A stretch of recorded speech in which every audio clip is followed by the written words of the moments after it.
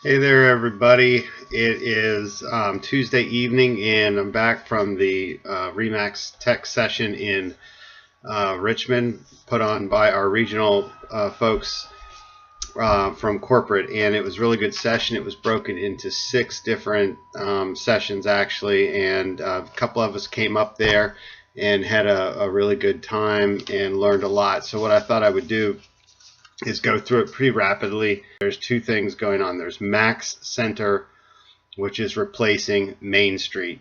I would use Max Center as your main point of contact, and you can get to Main Street through Max Center by one of the icons there.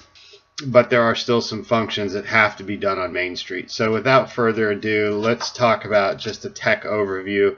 There's 5 consumer platforms that REMAX puts out there, and the first one that we all know about is REMAX.com. The second one that many of us don't know as much about is the mobile app. Third is global.com. That's REMAX on a global scale. It's like REMAX.com but worldwide. Then you may have heard of the collection, which is the luxury homes, and also REMAX Commercial. They have a commercial division. And all 5 of those are lead generating machines. The most common that we're aware of is REMAX.com. And to give you an idea, this is for real estate agencies. This is not including like Zillow, Realtor.com, or Trulia. But REMAX is number 1. We like to know that 77 million unique visits last year. That was through December 2016. Our closest competitor behind that was Century 21 at 39 million. So just about 50% of the web traffic there, and below that was Keller Williams at 36 million. The web activity is growing, and you'll understand that a little bit more later, but the more it gains in popularity, the more we feed buyers into it. It sort of is like a snowball rolling downhill, getting bigger and bigger, and I think the quality of the interaction is getting better as well.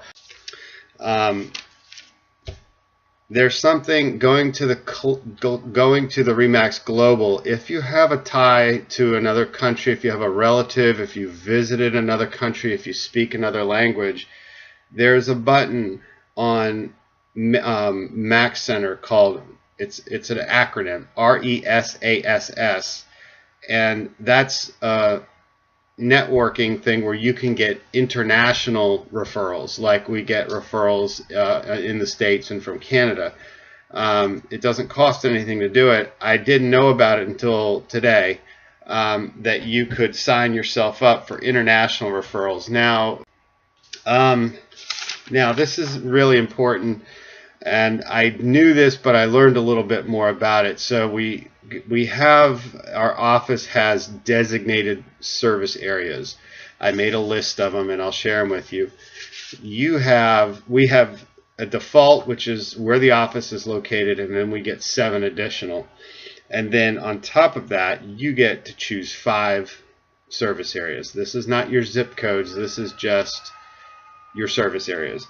So you can potentially have 13 service areas, and all that means is when somebody's looking in Main Street, it's currently in Main Street for a referral agent, and they type in a city, are you going to populate as one of the potential agents? That's all it means.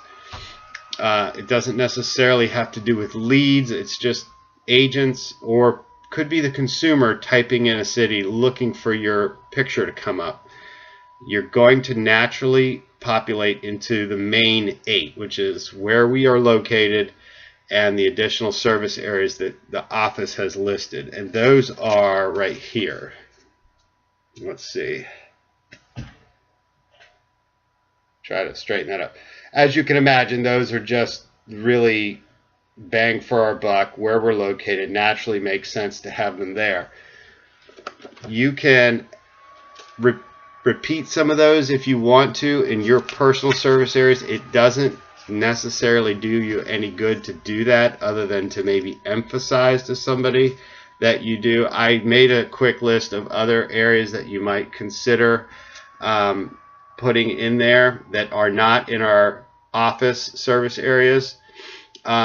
Incidentally, when they typed in the zip code for Richmond, and the first page, Mark Della Posta popped up as an agent. There, there was probably 20 agents on the list. I'm sure if they had gone to page 2, we may have seen Susan Oliver's name, but he happened to be on the first page among other agents from local REMAX offices in Richmond. So that was pretty cool. I shot him a text off, and I think, he happened to be on his way to Richmond to work on something. So that was pretty cool. That's your service area. And there's a place specifically to change that. It happens to be on your account in Max Center. So again, if you need more information on that, just see me. And I'm also going to tell you where to get the flyer. Now, zip codes, that's different. Zip codes is where you want to be in line to get leads.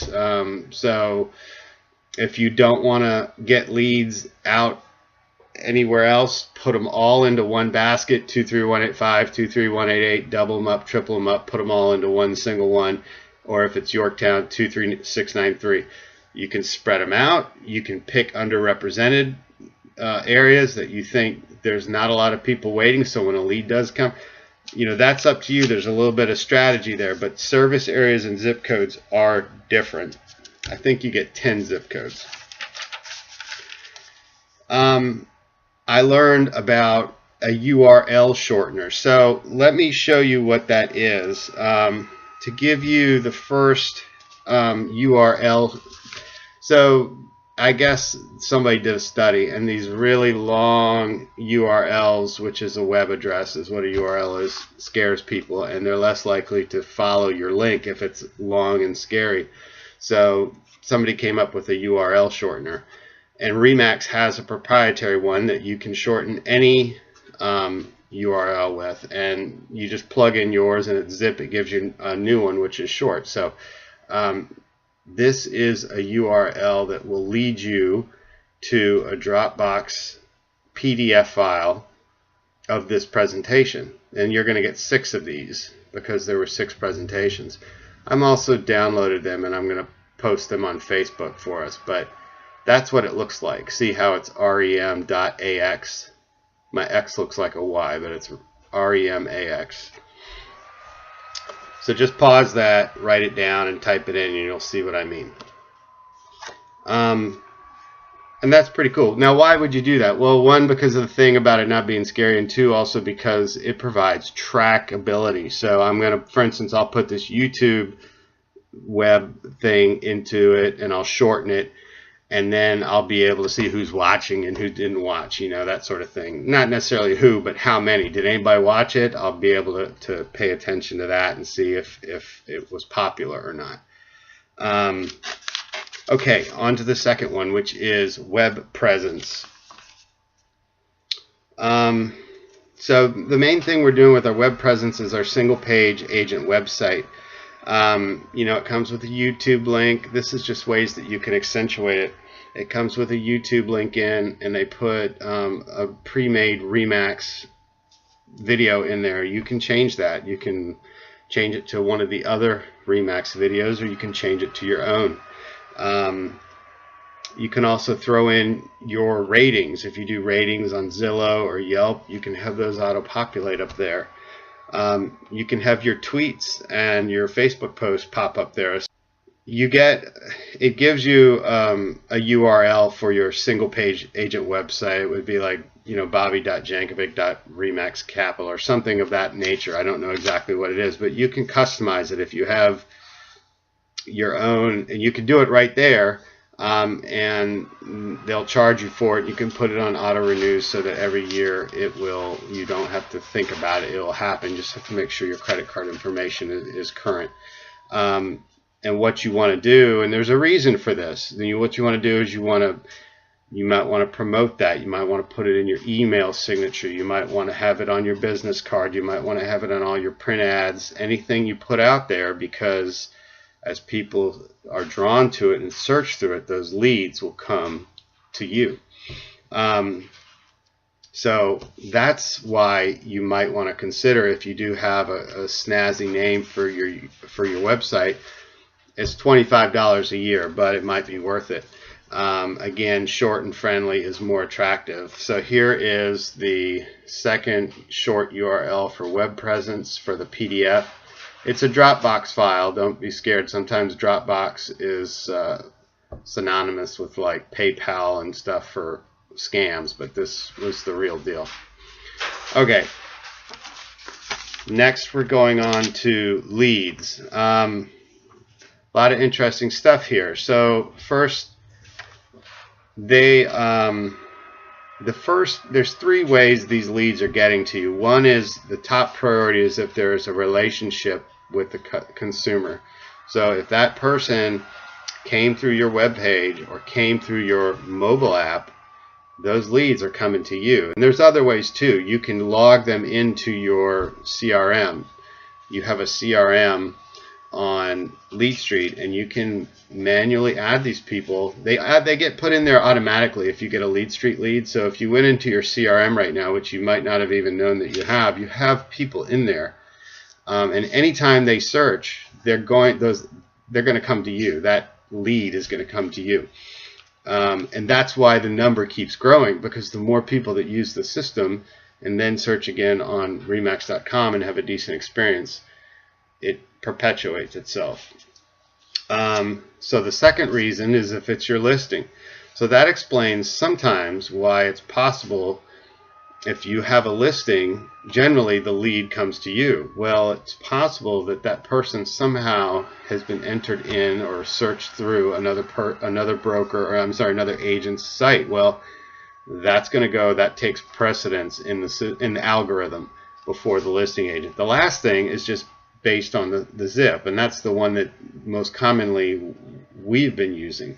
So you want to go back to that first thing and increase that traffic by branding your web page and promoting the mobile app. Put it as a link in your email signature. Just put it out there, promote it. Hey, do you have did you know I have a branded app that you can search? They're aware that a lot of the leads are what they call zero activity leads, where somebody just puts in some type of all it requires is an email address. They're aware that a lot of these things are coming through, and they're not going to raise the tolerance level. They're not going to require, say, like a phone number, because once they do that, the traffic will plummet. But there's 3 statistics that you have to pay attention to. 80% require 5 follow-ups to close. 80% of these leads require 5 follow-ups to close. You're 21 times less likely to close one if you wait 30 minutes to respond to a lead. So if you're not on that lead, you're 21 less times likely to get anything from it. So it's almost like you almost might as well not do it. I mean, you don't want to say that, but if you're not going to be proactive and jump on it, you're dropping off a cliff in terms of your chance of getting it. And then the last one is kind of positive. If you can get to it in less than 5 minutes, your chances skyrocket, 77% more likely that it's going to lead to a closing. So you got to put all that together. And obviously, if you get one of these ones that you're not sure about, how much time do you want to spend sending out drips and responses and stuff? But I will say, in the last month or two, we've had several very solid leads coming through LeadStreet, and people are working with those clients right now. So it's really something to consider. I'm sorry, on the MLS, you can also set people up for updates and emails in REMAX.com under LeadStreet. I wasn't aware of that. I knew you could put them on drips, but I thought that was pretty neat. And you do that under the buyer profile section. You can also put them on a drip campaign, as I mentioned. So that's the end of the leads, and here is your short URL. Just pause it and write it down. Notice the upper and lower case on these URLs.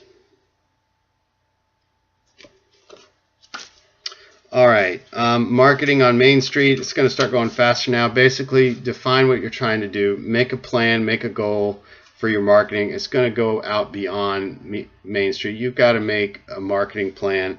If you don't have a marketing plan, you're going to have a mishmash approach, and you're going to create confusion, and your target audience is going to kind of get a mixed message, and it's probably going to do a little bit of counter work against you. You know, they want consistency, they want a clear message, and so you need to work that through. You need to decide what it is you're going to try to convey out over the next 3 months or 6 months. How are you going to do it? And come up with a plan, get the message out there, don't mismatch everything, and don't create confusion in your market. They said that the #1 underutilized tool that REMAX offers is that mobile app, which is branded to you.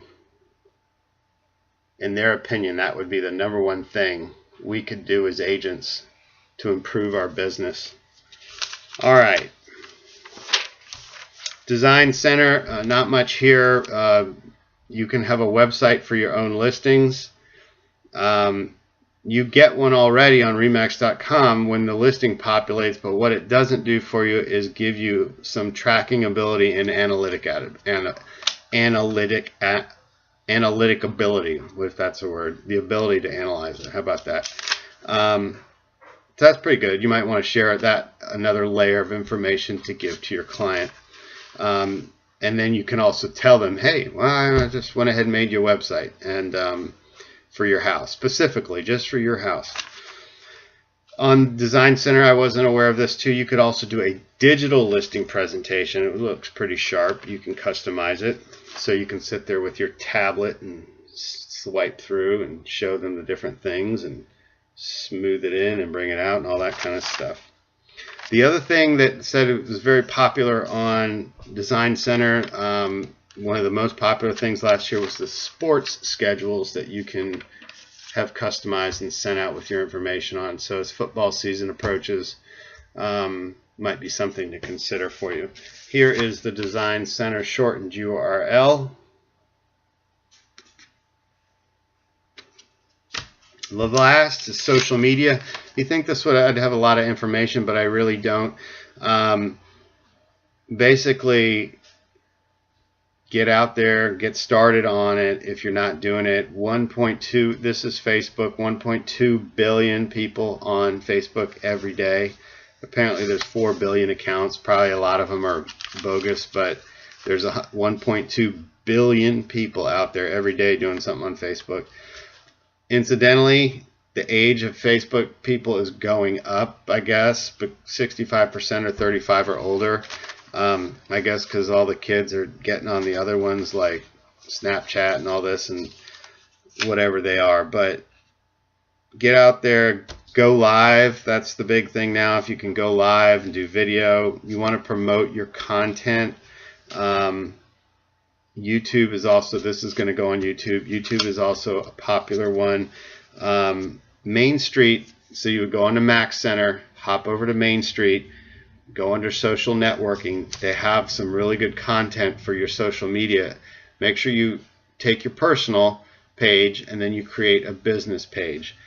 On this Main Street social networking section, you can get lots of good cover art, cover images, the good templates to use. They have a list of best practices, rules of engagement. You can always borrow whatever it is we're using on the REMAX office website too, as far as images and stuff. Suggestions are make a content calendar for yourself. So, you know, you try to be consistent. You don't want to have an account that hasn't been updated in 6 weeks or worse, 6 months, because no one is going to, you're going to get glossed over so quickly. Give yourself guides as to what you post and how often. You want to have a mix of personal and professional content. Don't want to be too much of a robot with the professional stuff, so you want to interact with people on a normal level too, and share some personal things at the level with which you're comfortable.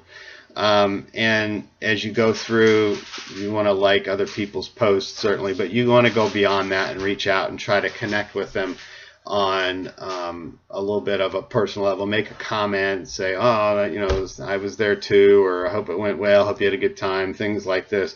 Suggestions, for you to make posts to show you're in the local area. Can you take a picture of something and say, you know, guess where I am, or promote a community event. Always use humor. That's one of my favorite things, is using humor. Always love to laugh. And take pictures of unique aspects of your listing, things that you don't normally see in a listing. So that's just different things to give you ideas that you can get started on your Facebook page or other social media. But the key thing is, get in, get your feet wet, bump it around, try some stuff on your own, and you can see me if you have any more questions. Here's your last short URL for social media. Again, that's going to give you a Dropbox PDF file that you can download to your computer. And all 6 of these are going to be on the Facebook page, behind the scenes Facebook page, not the public Facebook page. Thanks a lot, everybody. Talk to you later.